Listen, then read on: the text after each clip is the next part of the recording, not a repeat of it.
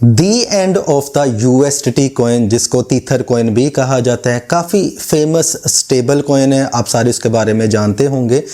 लेकिन क्या आपको पता है कि वेरी सून किसी भी टाइम पे एक न्यूज़ आएगी कि दुनिया की सारी exchanges at the same time USDT pair वाले जो भी कॉइन्स हैं या यूएसडीटी स्टेबल कॉइन को डिलिस्ट करने वाली हैं। ये न्यूज़ आज मेरी इस वीडियो को आप रेफरेंस के तौर पे सेव कर लेना। ये न्यूज़ आएगी और यूएसडीटी हमेशा हमेशा के लिए ख़त्म हो जाएगा, क्योंकि इसके पीछे काफ़ी ज़्यादा वार्निंग और रिस्क भी हैं, जिसका जिक्र मैं आज की इस वीडियो में करने वाला हूँ।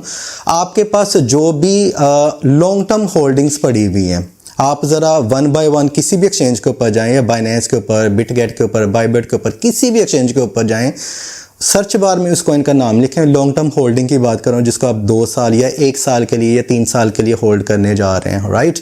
वो देखें कि वो अदर स्टेबल कॉइन के पेयर में अवेलेबल है, जैसे यूएसडीसी में अवेलेबल है, या फिर अदर यूरो में या तुर्किश लीरा में, किसी भी करेंसी में अदर उसका पेयर अवेलेबल है। अगर तो है वेल एंड गुड, अगर नहीं है, वो सिर्फ और सिर्फ यूएसडीटी पेयर में ही अवेलेबल है, तो फिर जल्द से जल्द उस कॉइन से, उस आल्ट कॉइन से, उस लॉन्ग टर्म होल्डिंग वाले कॉइन से आप पीछा छुड़वा लें। क्योंकि जैसे ये न्यूज़ आएगी या जैसे ही ये सारी कंट्रोवर्सीज हीटअप होगी, तो स्पेशली जो यूएसडीटी वाले सिर्फ कॉइन्स होंगे ना, वो ज़ीरो हो जाएंगे, ठीक है, आपको नुकसान हो जाएगा। ओके जी, तो इसके कुछ वार्निंग्स हैं और कुछ इस टाइम पे बेनिफिट्स भी हैं, दोनों को मैं डिस्कस करूंगा वीडियो का लास्ट पे। फिर मैं आपको बताऊंगा कि ये क्यों डिलिस्ट हो जाएगा और इसकी जगह पे कौन कौन से कॉइन्स आगे आएंगे एज ए स्टेबल कॉइन, ठीक है। वीडियो को लाइक नहीं किया तो लाइक कर दें, क्योंकि काफ़ी दिनों से ये जो इन्फॉर्मेशन है कलेक्ट कर रहा हूँ, तो आपके सामने ये पॉइंट्स रखूंगा मैं, फैसला आपने खुद करना है।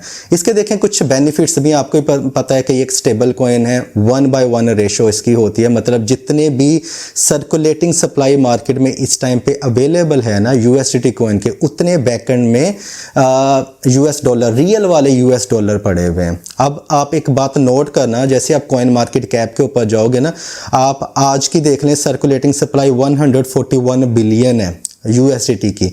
लेकिन कल आप देखेंगे या 3-4 दिन के बाद या नेक्स्ट वीक के बाद आप देखेंगे, हो सकता है इसकी जो सप्लाई है वो डिफरेंट हो, सर्कुलेटिंग सप्लाई डिफरेंट हो, ठीक है। वो 139 बिलियन भी हो सकती है, वो 150 बिलियन भी हो सकती है, ये ऊपर नीचे होती रहती है सर्कुलेटिंग सप्लाई। लेकिन अगर आप इसके टोकेनोमिक्स में जाते हैं तो आपको वहाँ पे पता चलेगा कि इसकी मैक्सिमम सप्लाई की कोई हद ही नहीं है, इन्फिनिटी है। उसकी क्या रीज़न है वो मैं आपको बता देता हूँ। फ़र्ज़ करें आप एंड्रिनो पोलिनो के पास जाते हैं, जो इसके फाउंडर भी हैं, ठीक है, यूएसडीटी के, इस कंपनी के पास जाते हैं, तीथर के पास, कि मुझे जी एक $10 मिलियन के मेरे पास रियल कैश पड़ा हुआ है, मुझे यूएसडीटी कॉइन चाहिए। तो वो क्या कंपनी क्या करेगी यूएसडीटी की, वो आपसे कैश लेगी $10 मिलियन और $10 मिलियन के नए कॉइन्स जो हैं वो मिंट कर देगी, बना देगी, सर्कुलेटिंग सप्लाई बढ़ जाएगी, वो मार्केट में उसको पुट इन कर देंगे, ठीक है। और इसी तरह जैसे ही आपके पास $10 मिलियन यूएसडीटी, आप उसको वापस कैश लेना चाहते हैं, तो आप कंपनी से बात करोगे, ठीक है। छोटे छोटे मोटे जो ट्रेडिंग है वो तो आप एक्सचेंज से कर लेते हो, लेकिन बड़ा जो कैश है ना, वो आप कहेंगे कि जी मुझे वापस कैश दे दें, तो वो क्या करेगी, वापस कैश आपको दे देगी और 10 मिलियन के जो टोकन होंगे उसको बर्न कर देंगे, मार्केट में सर्कुलेटिंग सप्लाई से माइनस कर देंगे। अब यहाँ पे आके एक सवाल पैदा होता है। यूएस गवर्नमेंट ने ये कहा है और यूरोप ने ये कहा है कि जितनी सर्कुलेटिंग सप्लाई हमें मार्केट में दिख रही है ना, हमें शक है कि उसके इवज उतने बैकग्राउंड में डॉलर्स नहीं पड़े हुए हैं, ठीक है। अब जैसे ही उन्होंने ये क्वेश्चन पूछा, 2018 से ये मामला चलता आ रहा है और इन्होंने फिलहाल के लिए विन किया, लेकिन फिर ये मामला हीटअप होगा। क्यों होगा? क्योंकि mine is mine and your is mine. इसको समझ चुके होंगे जो कि पॉलिटिक्स में ज़रा ज़्यादा तवज्जो रखते हैं। जो मेरा है वो भी मेरा है, जो तेरा है वो भी मेरा है। यूएस इसके पीछे हाथ धो के पड़ेगा, ठीक है, और तब तक पड़ा रहेगा जब तक इसको वो डिलिस्ट ना करवा दे और अपना स्टेबल कॉइन ना लेके आ जाए। ये मैं सीधी आपको बात बता रहा हूँ कि ऐसा होने वाला है, ठीक है, और आपने करना क्या, इसका सोल्यूशन क्या है, और इसी अपॉर्चुनिटी से आपने फ़ायदा भी कैसे उठाना है। बहुत सारे जो लोग हैं ना, 98% लोग नुकसान में होंगे उस वक्त, 2% जो लोग होंगे ना वो मिलियनियर बिलियनियर बन रहे होंगे। कैसे, वो भी मैं आपको एडवांस में बताने वाला हूँ। लॉन्ग टर्म प्लानिंग करनी है, गोरों की तरह लॉन्ग टर्म प्लानिंग करनी है। चैनल को सब्सक्राइब नहीं किया तो जल्दी से सब्सक्राइब कर लें। इस तरह की जो लेटेस्ट रिसर्च वर्क है आपको इसी जो चैनल के ऊपर मिलेगी। ओके हो गया। अब यूएस ये कह रहे हैं इसके बैकएंड में इतने डॉलर्स नहीं पड़ रहे हैं। और वीकनेस क्या है यूएसडीटी की? वीकनेस ये है कि यूएसडीटी जो है वो मतलब कि वो इसको प्रूफ ही नहीं कर पा रहा है। वो कुछ ऑडिट रिपोर्ट्स देता है, ठीक है, लेकिन मुकम्मल ऑडिट रिपोर्ट अभी तक उसने डिपॉजिट नहीं करवाई है, जिसकी वजह से कंट्रोवर्सी जो है वो क्रिएट हो रही है। आम लोगों को ये पता है कि ये ऑडिट ये आ गया, ये वाला ऑडिट आ गया, ये वाला ऑडिट आ गया, ठीक है, और यूएसडीटी ने प्रूफ कर दिया कि हमारे पास बैकएंड में 1/1 की रेशियो से डॉलर पड़े हुए हैं, लेकिन वो मुकम्मल रिपोर्ट नहीं है क्योंकि काउंटर पार्टी रिस्क इसमें अवेलेबल है। वो क्या है आगे चल के मैं आपको बताऊंगा। समझ आ गया तो सारा इशू, और ये कैसे क्रिएट होगा, ये बुलबुला कैसे फटेगा, ये मैं आपको अभी समझाने वाला हूँ। इसके कुछ बेनिफिट्स भी हैं, जैसे स्टेबल है, 1/1 की रेशो में अगर आप करेंसी एक्सचेंज करते हैं आपको पता है कि आपको उतने डॉलर मिल जाते हैं। दूसरा इसका बड़ा फायदा ये है कि मेजॉरिटी ऑफ द जो आल्ट कॉइन्स हैं उनके पेयर अवेलेबल हैं यूएसडीटी पेयर में, तो ये इसका दूसरा बड़ा फायदा है। और यही इसकी सबसे बड़ी वीकनेस भी है कि कल अगर ये डीलिस्ट हो जाता है तो सिर्फ यूएसडीटी पेयर वाले जो कॉइन्स हैं वो ज़ीरो हो जाएंगे, ठीक है, अगर वो दूसरे पेयर में अवेलेबल नहीं है तो। तीसरा इसका सबसे बड़ा फ़ायदा ये है कि क्रॉस बॉर्डर जो पेमेंट्स हैं वो हो जाते हैं इसे without any hassle, without the involvement of the banks. Okay, तो चौथा इसका बड़ा फ़ायदा ये है कि एक्सचेंजेस को लिक्विडिटी प्रोवाइड करते हैं, बड़ी आसानी के साथ जो है वो बाय एंड सेल जो होते हैं ना कॉइन्स वो एग्जीक्यूट हो जाते हैं ऑर्डर्स। ये इसका चौथा बड़ा फ़ायदा है। पांचवा इसका बड़ा फ़ायदा ये है कि ये सारी की सारी जो ब्लॉकचेन्स हैं उसके ऊपर ये सपोर्ट है करता है। यूएसडीटी जो प्लेटफॉर्म है स्टेबल कॉइन है, मतलब कि ERC20 के थ्रू भी आप इसको ट्रांसफ़र कर सकते हैं, TRC ट्रॉन के थ्रू भी कर सकते हैं, आर्बिट्रम के थ्रू भी कर सकते हैं, आप इसको सोलाना के थ्रू भी कर सकते हैं। डिफरेंट जो आपको ब्लॉकचेन के नाम जेन में आते हैं वो सपोर्ट करती हैं यूएसडीटी को। ये इसका फ़ायदा है।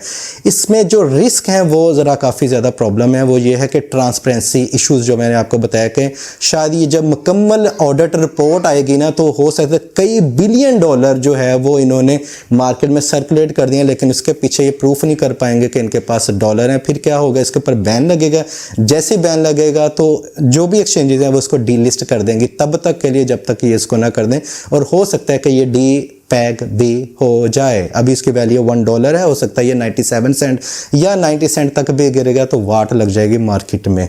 लीगल एंड रेगुलेटरी रिस्क इसमें काफ़ी ज़्यादा इन्वॉल्व है। यूएसए और मिका इसके पीछे हाथ धो के पड़े। मिका क्या है उसका मैं जिक्र आगे करूँगा। वीडियो को लाइक नहीं किया तो लाजमी लाइक करें क्योंकि इसके पीछे काफ़ी ज़्यादा मेहनत होती है रिसर्च वर्क को कंप्लीट करने में। अब यूएस जो कहता है वो कहता है कि हमें शक है कि इसके पीछे इतने फंड्स नहीं पड़े हुए हैं, तो काफ़ी ज़्यादा ये कंट्रोवर्सी चल रही है लीगल एंड रेगुलेटरी इश्यूज को लेके, और मुझे लगता है कि शायद तीथर इसको प्रूव नहीं कर पाए। अगर कर पाए तो वेल एंड गुड, क्योंकि इस टाइम पे ये सबसे बड़ा स्टेबल कॉइन है। अगर ये मार्केट में नहीं रहेगा तो मार्केट में उलट बिहेव हो जाएगा और बाकी कॉन्फिडेंस जो है वो अदर स्टेबल कॉइन्स के ऊपर से भी हट जाएगा। अच्छा जी, इसके अलावा काउंटर पार्टी रिस्क क्या है? इनके कुछ प्लेयर्स हैं जिनके पास काफ़ी ज़्यादा यूएसडीटी कॉइन पड़े हुए हैं।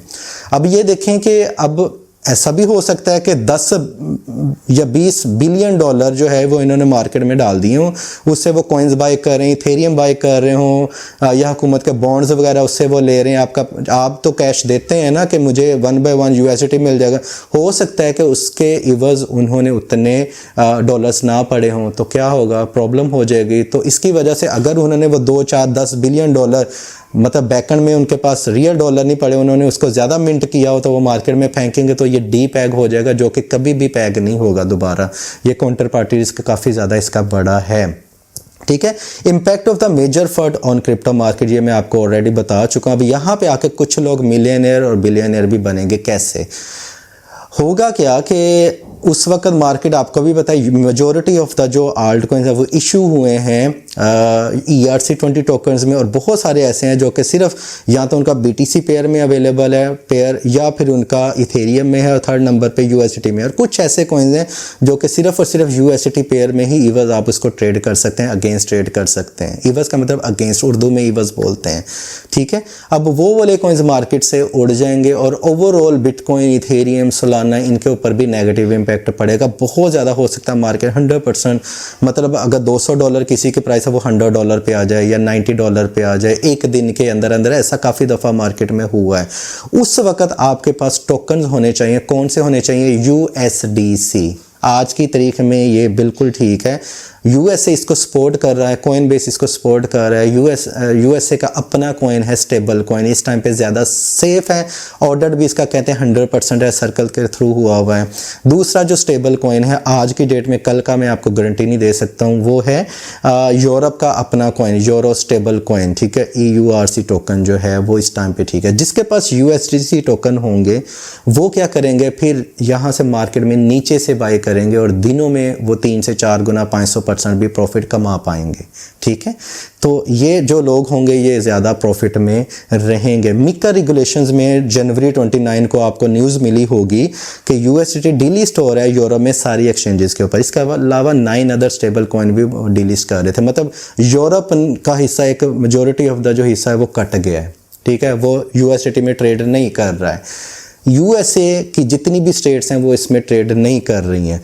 कल अगर ये ऑडिट पूरा नहीं दे सकते हैं तो क्या होगा, ज़्यादा मेजॉरिटी ऑफ द जो आल्ट कॉइन्स USA और यूरोप के बाद पड़े हुए हैं, एशिया में, चाइना में पड़े हुए हैं, इसके अलावा कोरिया के पास पड़े हुए हैं, इंडिया में पड़े हुए हैं, तो वो भी इसे बाइकआउट कर देंगे। तो क्या होगा, काम खलास हो जाएगा। तो इसलिए इस टाइम पे वो सारे के सारे USA ये चाहता है, अभी ज़्यादातर इम्पैक्ट USA का मार्केट में है, ठीक है। वो ये चाहेगा कि वो अपना स्टेबल कॉइन मार्केट में लॉन्च कर दे, USDC, और सारे के सारे जो फंड्स हैं पूरी दुनिया पैसे भर के बैग लेके आए डॉलर्स वापस USA में, और उनके पास अपनी दौलत वापस आ जाए और वो USD कॉइन ज़्यादा मिंट कर दे। समझ गए मेरी बात? तो ये रिस्क मार्केट में अभी अवेलेबल है। अगर आपको लगता है कि मैंने इस वीडियो के साथ इंसाफ किया तो इन दोस्तों के साथ ज़रूर शेयर करें जिनकी आप केयर करते हैं। अपना ख्याल रखिएगा। Happy trading, take care, bye bye.